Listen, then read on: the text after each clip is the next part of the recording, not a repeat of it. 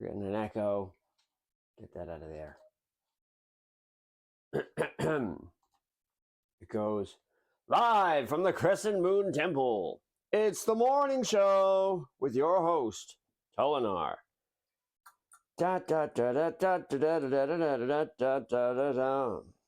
It's time to play the music. Switch all of the cameras on. It's time for the morning show, and I'm doing it on my own. We'll quickly check the chat room. There is nobody home. It's time for the morning show, and I'm going it alone. The host against the audience, it's what I'm here to be. There's no one out there watching. This all depends on me. But that ain't nothing unusual. It's just another day. I'm sure that I can do it all if I do it my own way. Oh yeah. We'll quickly check integration. All systems good to know. I guess the mic is okay. We're fine for audio for now. We'll quickly pick a topic. Something I ought to know. Modern news is too confusing, terrifying. I don't want to think about it. The host against the audience. It's what I've got to be. There's nobody else out there. This all depends on me. But that ain't nothing unusual. It's just another day. If I want to make my life great, I got to do it my own way. Yeah. Welcome to the morning show. Today's morning show is brought to you by the letter C and the number 27. And viewers like me, because baby, I'm it.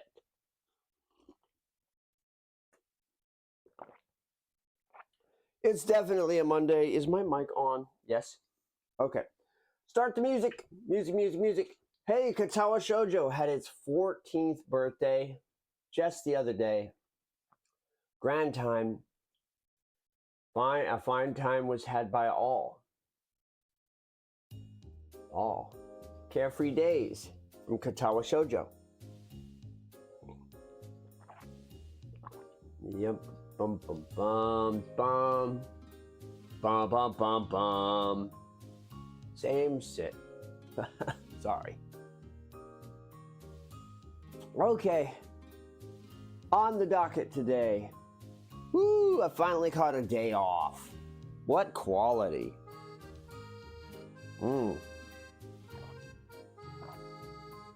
Here's the cat. The cat wants to ignore me. Hi. This time I went to bother the cat. Cat is having fun with its own business, because I ain't want nothing to do with you. I understand, kitty.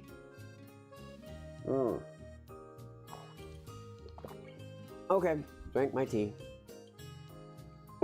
I suppose I should locate pants. It might be useful. Maybe not. I mean, it is a day off after all.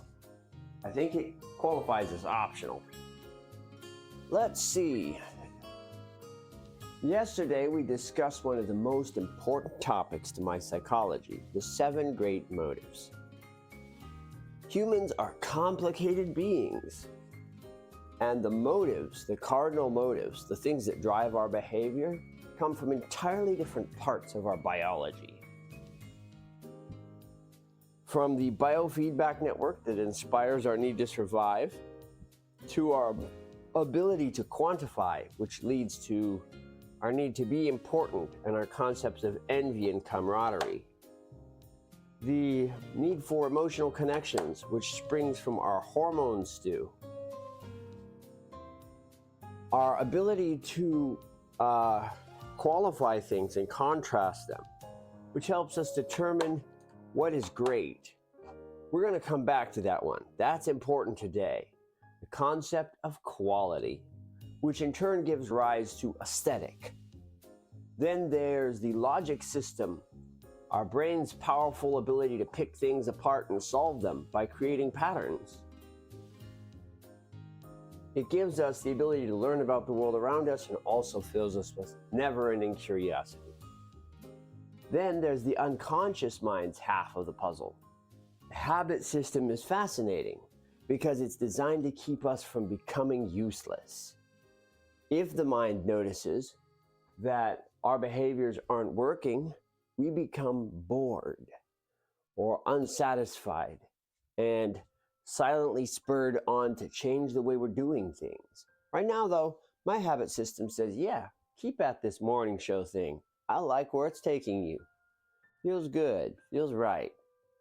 And then finally, our seventh motive kicks in when anyone interferes with the other six.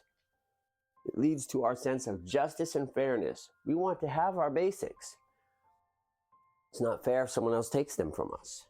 Here's Kentaro Sato and the Budapest Symphony Orchestra playing the soundtrack to my life, Stardew Valley.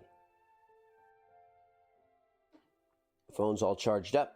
I'll put it in gallery mode so that I can see what's going on in my channel, hopefully.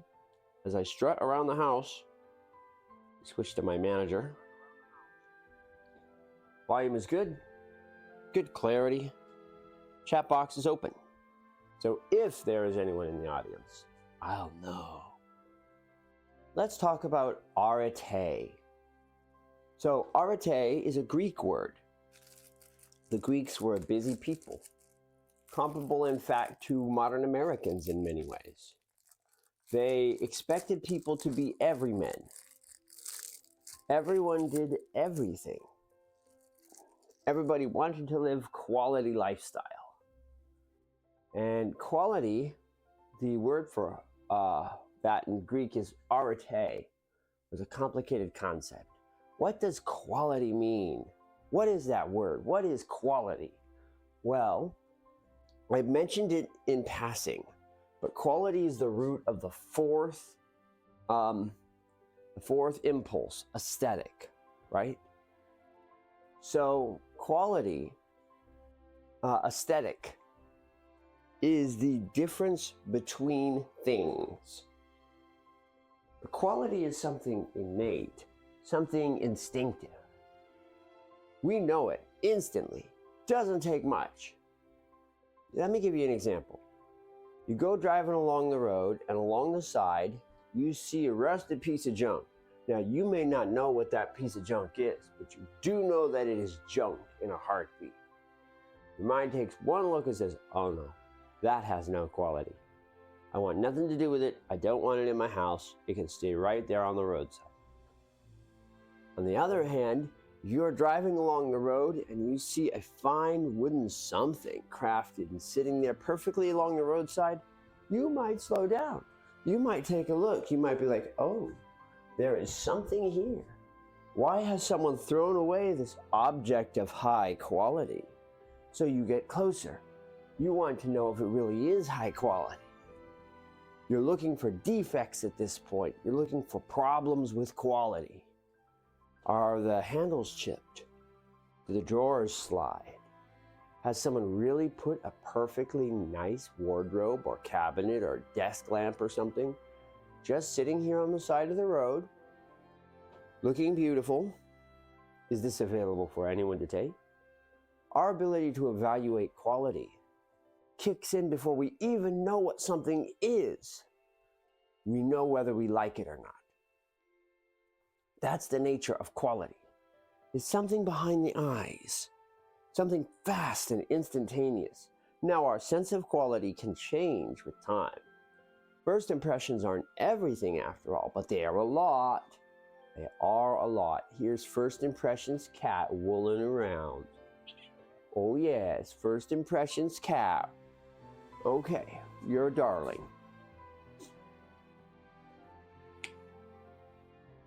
All other things can be evaluated for quality. Now, this isn't true for everything. You can't evaluate a rock for survival. It doesn't work that way. Not all things make logical sense, but all things have a level of beauty. And the rules for what is beautiful is so friggin' complicated. If you try to pin down what makes for quality, it's like trying to nail a block of Jell-O to the wall. You can give it a go, but it's mostly going to slide out from under the nail by the time you're done. You can't expect to have any level of success. That's because quality has such a broad spectrum, huh? That's unusual. Quality has such a broad spectrum of effect. Let me push this button. I think it's just my two interfaces. But for just a moment, it looked like I had two viewers instead of one. Most unusual. Could be someone is lurking. If you are, welcome to the morning show. Today we are discussing Arete, the concept of quality. Well, it'll probably go back to normal in a moment. Quality is important because it's how we evaluate what's worthwhile in our world. Sun's coming up soon. Let's see. According to the stellar calendar, sunrise is 7:56, so it should have happened a few minutes ago. But the trees are in the way. That's the nature of it. Anyways, quality is important for living life. Everything needs evaluation. The Greeks believed in this concept, arete. They wanted you to live a quality lifestyle and not live a low quality one. Did that mean you were supposed to live efficiently? You were supposed to live stylistically? You were supposed to live like a Spartan with a shield in your hand and die on your shield and spend your whole life dying? No, well, maybe. Anyways, I'm getting ahead of the story. I'm getting ahead of the plot. Hang on. I need a candy cane.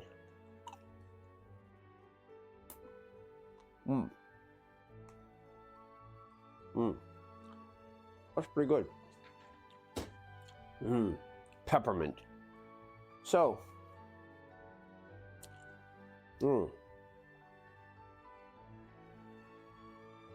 if quality is so hard to define, with so many different possibilities, from beauty to svelteness to efficiency to organization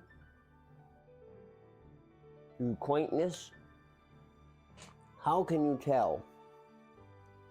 Well, you just know. And while people's opinions are a little different here and there, there's largely agreement about what makes for quality and what does not. For the most part, we all come to a consensus. We know what's good. Maybe you don't like mushrooms, but it's very hard to pick apart manicotti with a beautiful red sauce and a thick layer of cheese just because there's a couple of mushrooms in there. That's the quality effect. Even if you don't have a preference for something, if it's high quality, you respect the art. Arete says you should be living a quality lifestyle. There are certain rules behind this. Things that everyone agrees makes for a high quality lifestyle. We're looking for things like potential, excellence, and virtue.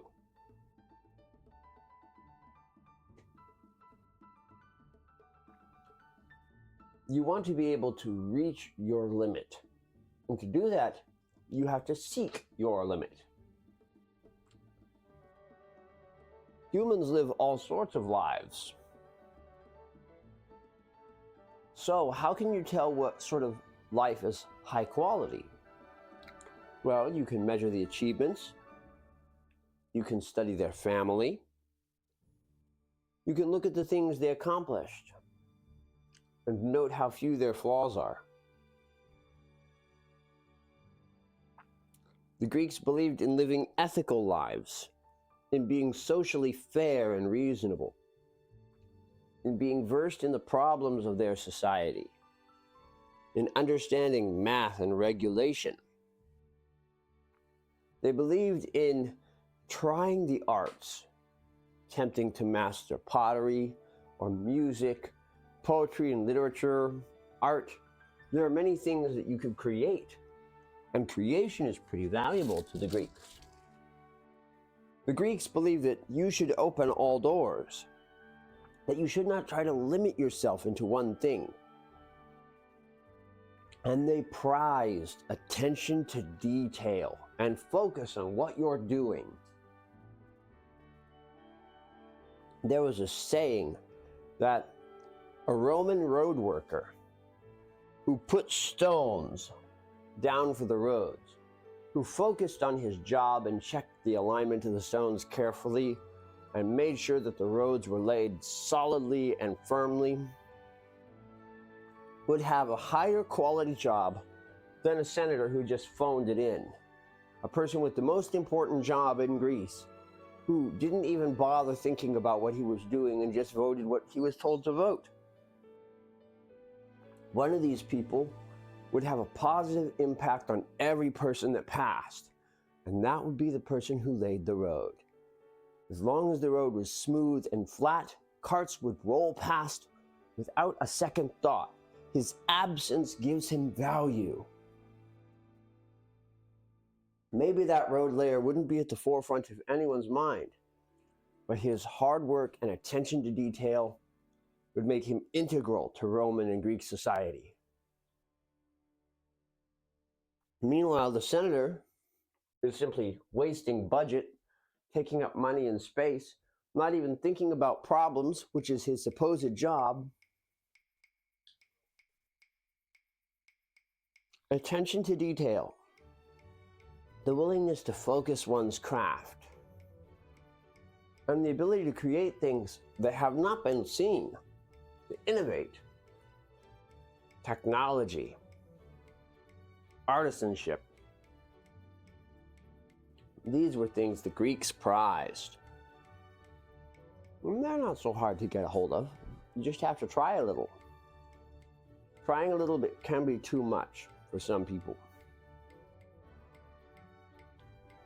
But I find it's important.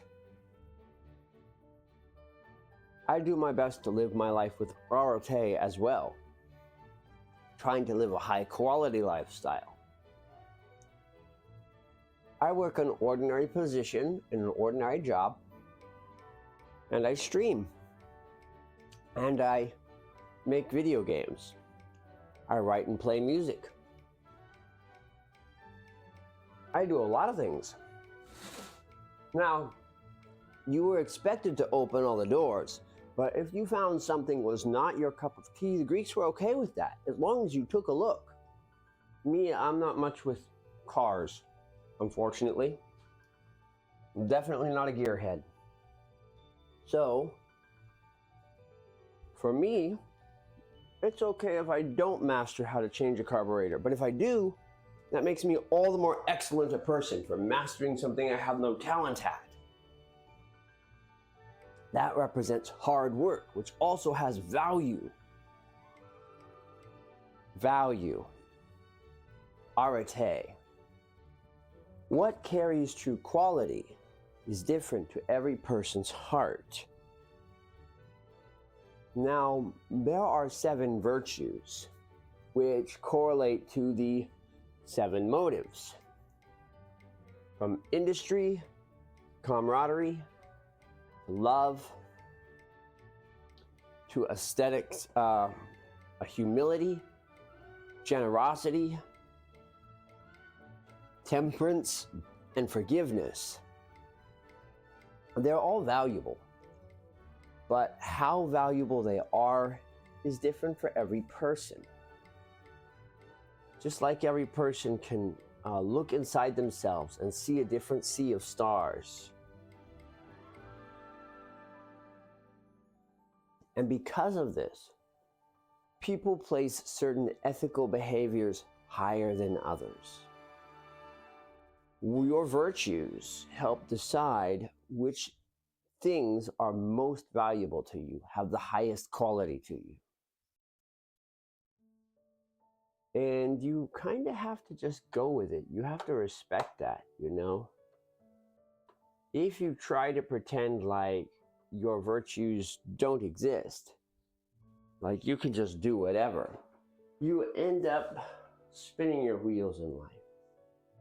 You'll end up being dissatisfied with everything, never reaching any important conclusions or turning points, and never being satisfied with your own efforts. Virtue is the beginning and end of excellent life. Why the Greeks were wrapped up in it. The concept of ethos, of ethics. That there were reasons for doing things born of the emotions of our heart. The 7 virtues.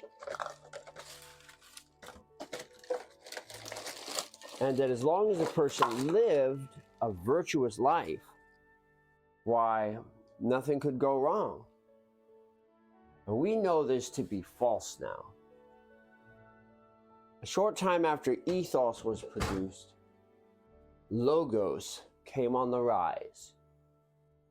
In the second age of Greece, a philosopher emerged who argued that logic was the foundation of healthy living, and that logic had a very strong place in the world. Now, we can divide up human behavior into 3 primary categories. The primary categories of conscious thinking. Those being pathos, the base selfish instinct. Pathos is driven by drive to quantification. Pathos says that as long as there is more, you should have more. The idea that you need to properly quantify your life in order to have any level of success says that being selfish is a cornerstone. And if you pretend too much, like you care about other people, then things are going to go badly for you. Pathos says that society's place is in society, and that your own life is yours. Then there's ethos. Ethos is on the other end of the spectrum and says that society's needs come before your own. Ethos comes out of drive 3, emotional connection, whereas drive 2, ambition. These 2 drives, ambition and emotional connection, form a balance in the logical mind, the id and the superego, and smack between them is drive 5, logic and understanding. Reason forms a counterbalance between them. Logic is the third wheel. Now, traditionally, set between drive 2 and drive 3, ambition and emotional connection, is fairness, drive 7. Drive 7 determines what is reasonable and what is not, while drive 5, logic, takes care of everything that is not emotionally connected. And set off to the side is the need to survive, which every person honors. The need for good habit, which is unconscious. That's right, motive 6 is the one you don't think about because you can't think about it. It's an unconscious motive. And then number 4, aesthetic. The floaters, aesthetic, habit, and survival, are so undeniable. They are interconnected to all of the other desires, where the scales for humanity are balanced between emotional connections and empathy, cooperation, and competition, opposition, and ambition. Drive 2 and drive 3, always locked in competition. And drive 7, the concept of fairness and equality in between them. With drive 5, logic and clear thinking as an accessory. The other three float outside the idea. Survival, the most base of instinct. No one could question the ethics or logic or pathos of it. Art is the same way. When it comes to the creation of art, ethics, logic, and pathos hold no sway. So, while survival is unquestionable to the point that no one could oppose attempting to stay alive on a pathological level, on an ethical level, on a logical level, everything hinges around life. So, trying to survive is unquestionably in the right, no matter what your stance is on society. On the other end is art. Art is outside the argument as well, but on the other side.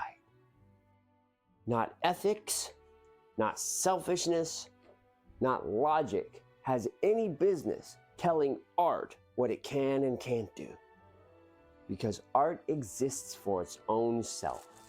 The magic of aesthetic is undeniable and exists outside the human concept of ethics. This is probably because it contains fragments of the Godhead. We'll come back to that. That's a heavy idea. Lastly, there's habit, which floats outside of the argument between ethics, logic, and pathos, simply because you can't think about it effectively. The more people try to consciously control their habits, the more time they waste. Habits, on the other hand, are a result of what you choose to do. There's a statement which has got a fair grain of truth to it, which says, the things you choose to do on a daily basis decide who you are. And that's habit in a nutshell. Habit's driving presence is the feeling of boredom. Boredom means habit says foul. You're wasting potential. This isn't working. When a person feels bored, they feel like they could do so much more than they are doing. This dissatisfaction, this unmet potential, frustrates a person into trying other things, doing something new, anything to get out of the rut, because what's going on isn't working so well. Habit watches all 6 other motives: selfishness, emotional connections, fairness, logic and reason, art, and survival. And if one of them is supposed to be fulfilled by action and isn't, then it's like, now hang on, we were supposed to get good feedback for that and it didn't happen. Let's keep an eye on this behavior in the future. The more often you do it and it doesn't work, the more your body forms an aversion to it without your logical knowing. These aversions very quietly and subtly influence your decision making from the ground up. On the subconscious level, you might find yourself skirting an activity that constantly makes you uncomfortable on a physical level, or makes you feel emotionally devoid, or makes you feel unfulfilled. Because you're supposed to be receiving feedback from these 7 cardinal motives every time you do something. Every time you engage in a behavior, these 7 should be lighting up and saying, you did it, congratulations, that's what we were looking for, that's the motive, right there, you've done it, we're satisfied. And that doesn't happen. Behavior gets a yellow flag, or even a red one. And habit says, now hang on here, are we sure we want to be doing this? Because I'm not feeling it. And feeling it is all I do. So yeah, Habit, we pivoted a little bit from Arete, but habit is important to Arete. Habit is drive 6. It's the unconscious self. And it serves as judge, jury, and executioner as to which behaviors don't make the cut.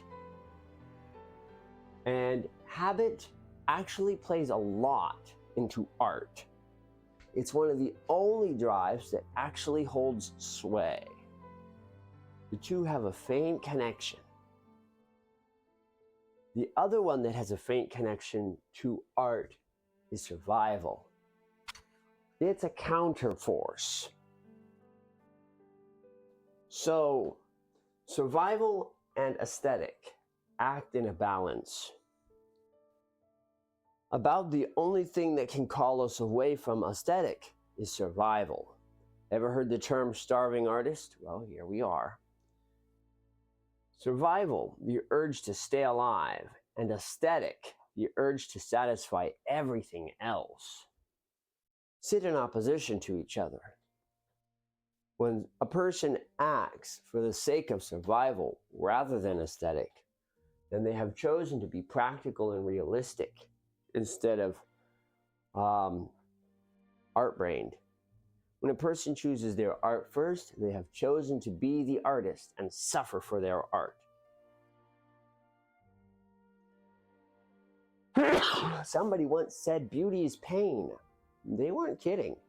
That's a pretty accurate description. Very, very often, you'll find that the deepest forms of art directly oppose longevity. Not always, but pretty often.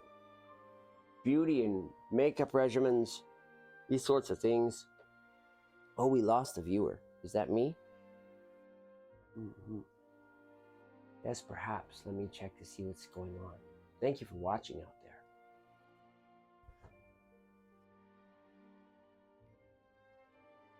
So drive 4, aesthetic, and drive 1, survival, are in opposition to each other.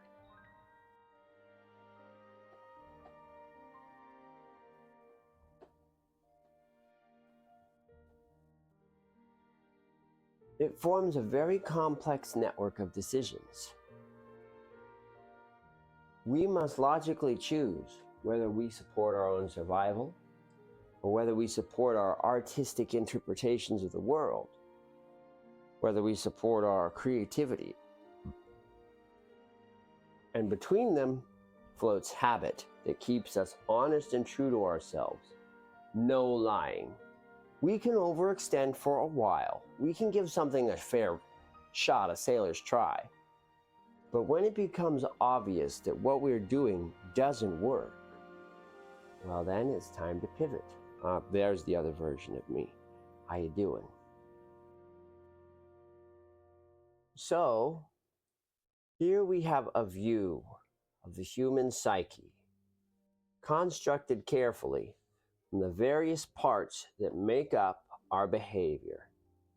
The baseline, we have the need to stay alive, survival, motive 1.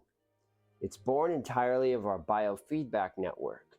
Pain, hunger, and other discomfort signals such as hot and cold comprise motives to get out of pain, find something to eat, warm up, and so forth. Our concept of survival is fundamental to existing as a being. It is the first cardinal motive, but it is not the strongest.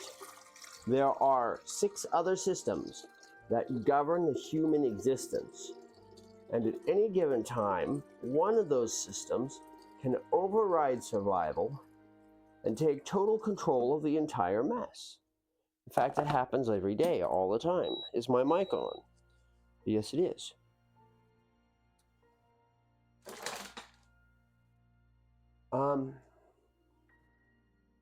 The second drive is selfishness.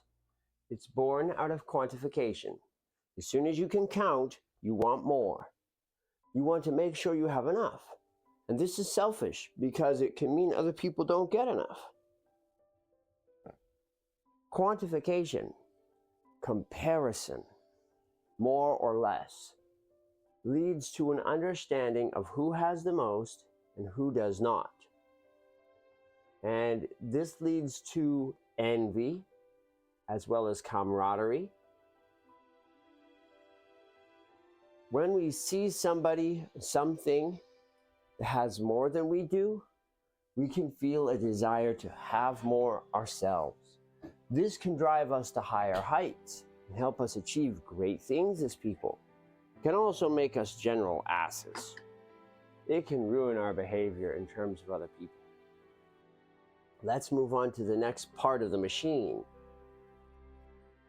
If selfishness through quantification, our concept of numbers, creates selfish impulses that destroy society, the I want to have it impulse, which wrecks all connection with other people. It's the hormone stew which gives rise to children, which repairs it. Our emotional connection to other people is born from the need to mate and form family units. And this sits in direct opposition to selfishness. It's the superego. Our need for emotional connection governs a lot of our behavior and acts as the voice of higher reason, supporting society, being kind and gentle, being empathetic to other people's problems, helping where you can. Now, when a person chooses that they need an emotional connection from a person that doesn't want one, this still becomes a sinful expression. And it's one that society tends to deem as especially heinous, because empathetic expressions tend to be very positive.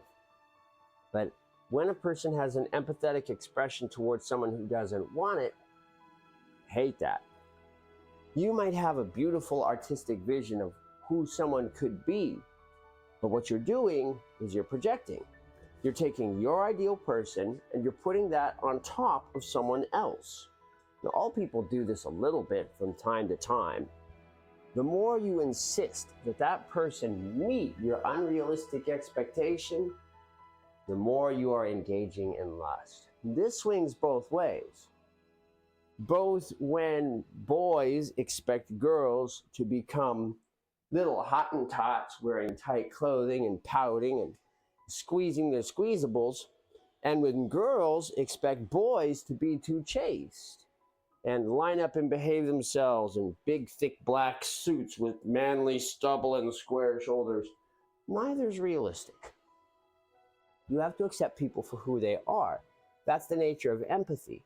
When instead you insist that a person become who you want them to be, that's lust.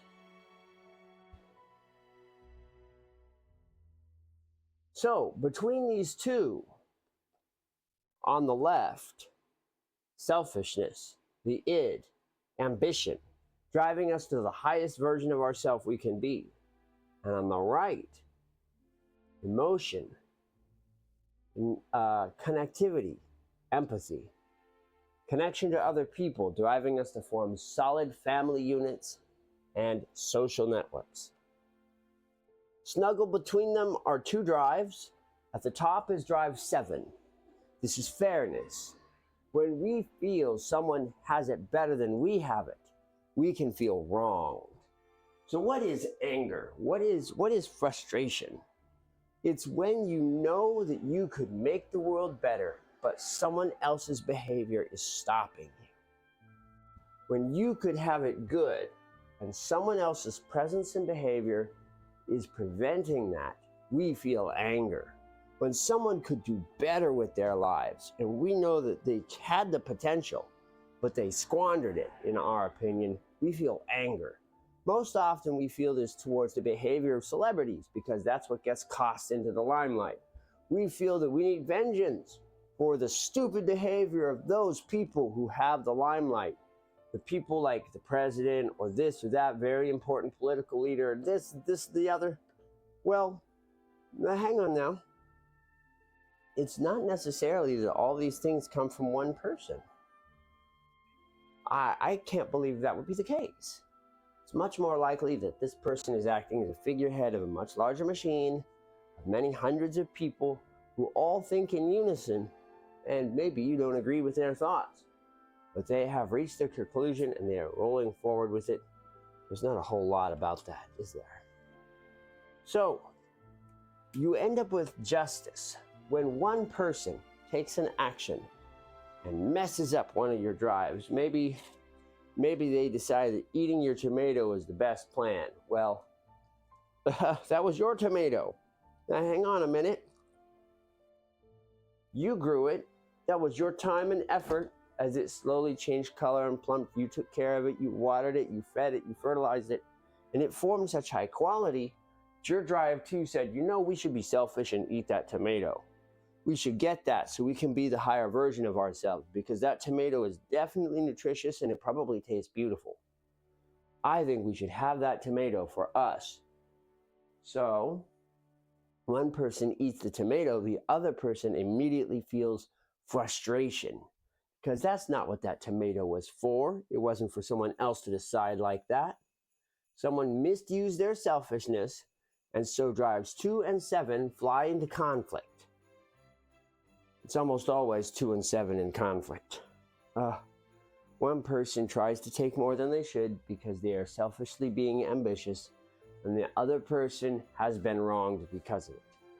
Finding forgiveness with that's the challenge of Motive 7. That and seeking recompense from society. Determining what is fair, what is just. Being compensated for your loss. And when society doesn't pick up that mantle, we can pick it up ourselves, leading to vigilantism. Also snuggled between drives 2 and 3, selfishness and selflessness, is drive 5, the logical mind. This is the nuts and bolts machine born entirely of pattern solving, recognizing patterns, learning more complicated and difficult patterns. Things like numbers form pattern lattices where 2 is 1 more than 1 and 3 is 1 more than 2, and you learn the tens place digit set. You know, all these other parts. The cat's talking to me. And how they correlate, you can create complex solution patterns such as multiplication and division. Mathematics is incredible like that. Or perform the creation of language models. All these deep, complex thoughts. The universe is there to be understood. And if you understand the universe, it will prise open and provide you everything of value within it. Life will get easier with the power of knowledge. Knowledge leads to technology. And technology is magical. It can make everything better for everyone. Understanding the world around us can lead to improvements everywhere. So, the logical part of our world helps us navigate existing through tying shoes and this and that and the other thing. And these 4 components comprise a great deal of the logical, rational, emotional mind. The balance between ethos and pathos, ambition and emotional connection, and the concept of virtue acting as senator between them. Fairness acting as a center balance. Then we add logos, reason and logic, clear thinking, and puzzle solving, pattern matching. This helps us survive efficiently and cleanly in our world. Outside this massive framework is drive 1, which is survival, the acknowledgement of pain and hunger, and how they can drive a person to behave outside of what is ethical or pathological. Maybe you really should go to work, but if you're sick as a dog and your body won't move, you have no choice but to go back to bed and neglect your ambition. It doesn't make selfish sense for you to do it, but you won't have a choice. Similarly, you might have wanted to go on a date, but if you're barfing up blood, then it's time to stay home. The need to survive can override the need for ethics. And it can be difficult to neglect that. If you're starving, maybe you're going to eat that tomato. You might feel bad about doing it. You might have a conflict of ethics. But cast in the balance, your neighbor is probably not going to be very upset that you ate their tomato, because the need to survive overrides all. That's the idea anyways. It's not that the need to survive is the most important one to a human. We act on all kinds of motives. But the need to survive overrides the power of pathos and ethos. People can act selfishly without it seeming selfish when they're just trying to stay alive. A person can act ethically without it seeming ethical when they're just trying to stay alive. And then on the other side of the spectrum, directly opposed to survival, is art.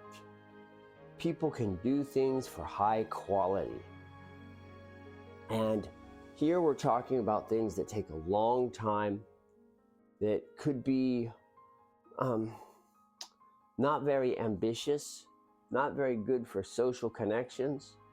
Doesn't make a lot of sense. But when you look at the finished product, it all comes out positive. This is painting the ceiling of the Sistine Chapel. Who in the world would bother painting something on a ceiling? No one's even going to interact with that. No one's going to care, or so someone might practically think. While you're painting a ceiling, your own financial situation is dwindling. Your emotional connections are left to rot. It doesn't make logical sense to paint a ceiling. And of course, the constant exposure to heavy fumes and paint is making you sick. But when you're done, you have created art. And art carries such value that it can weight the entire equation, swinging it way off the center.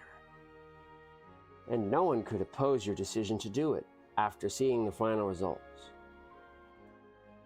Lastly, there's habit, the unconscious element. And its drive is to make sure you are behaving effectively. It's the true counterbalance between all 7 motives, and it's on its own balance as well. In particular, the habit motive kicks in when habits aren't working. You become bored.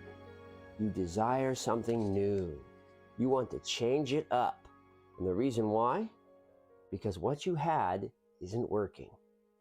The Greeks believed that arete, a high-quality lifestyle, sought to satisfy all of the motives.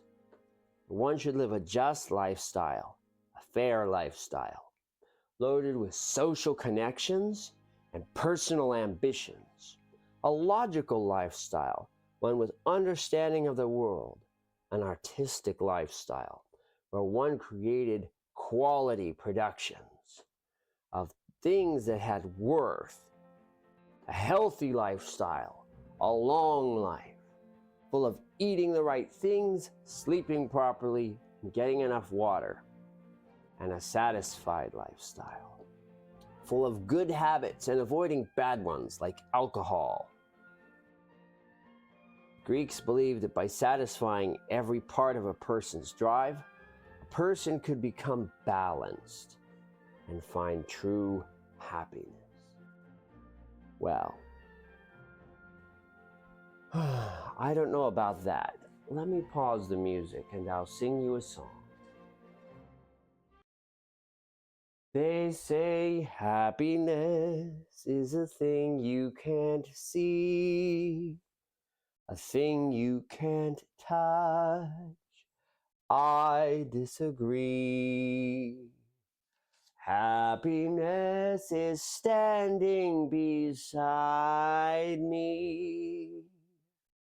I can see her, she can see me. Happiness is whatever you want it to be. Happiness is a high hill. Will I climb it? Yes, I will. Happiness is a tall tree. Will it grow? Watch and see. They say happiness is a folly of fools. Pity for me, one of those fools. Happiness is smiling upon me, walking my way, sharing my day. Happiness is whatever you want it to be. Happiness is a bright star. Are we happy? Yes, we are. Happiness is a clear sky. Give me wings and watch me fly. Let me fly, for happiness is whatever you want it to be. Happiness is a lament. It talks about the 7 forms of happiness. Each verse sings one of the possibilities. It starts with emotional connection. Happiness is standing beside me. I can see her, she can see me. Happiness can be a specific emotional connection to someone. Happiness is a high hill. Will I climb it? Yes, I will. That refers to ambition. Happiness is a tall tree. Will it grow? Watch and see. This refers to logic and reason. Which one was it? No, it's survival and health. Right. Happiness is a tall tree. Will it grow? Watch and see. Refers to health and longevity. Happiness is the folly of fools. This refers to habit and enjoyment, having fun with life. Pity for me, one of the fools. Happiness is standing beside me, walking my way, sharing my day, smiling upon me. That's justice and fairness, sharing with the rest of the world equally. Having people walk beside you. Happiness is a bright star. That's an assertion, declaring something as the truth, which is logic. Happiness can be finding the truth of logic. Happiness is a clear sky. Aesthetics. Here's the thing. We always want the form of happiness we don't have. That's the nature of happiness, unfortunately.